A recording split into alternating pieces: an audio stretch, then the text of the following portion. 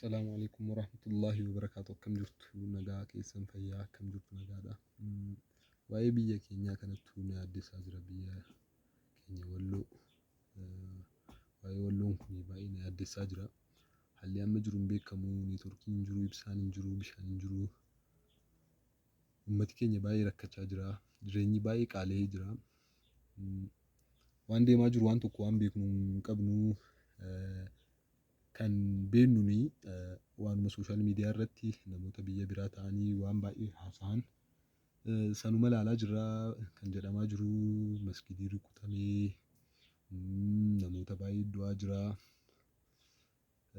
waanuma hundaafuu waan biyya keenya irra deemu jiru kana waan beeknu hin qabnu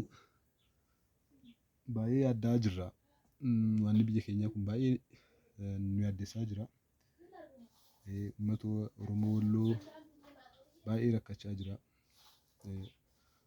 Kan gochuu qaqqabnu kan gochuu dandeenyu du'aayii qofa.